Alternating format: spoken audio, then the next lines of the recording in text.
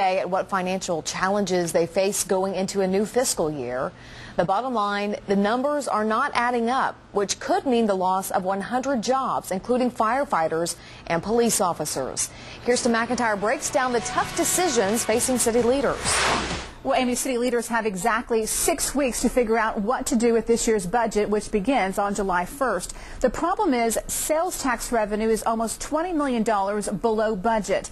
And from the city's perspective, there are only two options on how to handle this budget crisis. And this is a difficult budget this year. City Manager Jim Couch didn't mince words as he began the difficult task of explaining the financial state of the city. This is really important. Sales tax for this fiscal year is expected to finish at about the same amount that we had for fiscal year 2007. Even with sales tax revenue down, by law the city must balance the budget.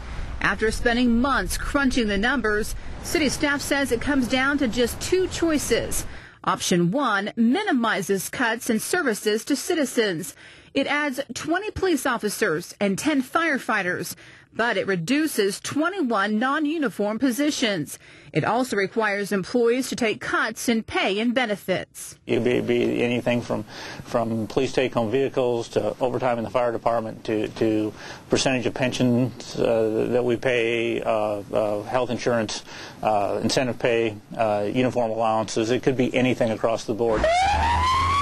But option 1 requires fire, police, and employees' unions to agree to the cuts. And hopefully they'll do that to allow the same staffing levels and actually improve staffing levels from what we've had in the past. And that's been their key message, that staffing was what was their highest priority, and we're trying to address that. But option 2 is in case a deal can't be reached with the unions.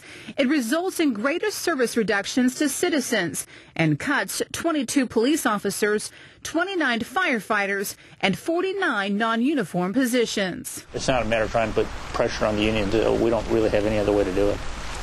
Now, we talked to a spokesperson for the fire union. He says he's hoping the tax revenue bounces back and the cuts won't be necessary. We should also mention MAPS 3 use tax is being used to fund fire and police. Amy, back to you. All right, Kirsten. And since there's been a hiring freeze since March of last year, of the 100 positions that could be cut through that option 2, only 25 people would actually lose their jobs. The budget will be passed in mid-June and in place by July 1st. If you'd like to read the entire budget proposal, just click on our story that's on our website.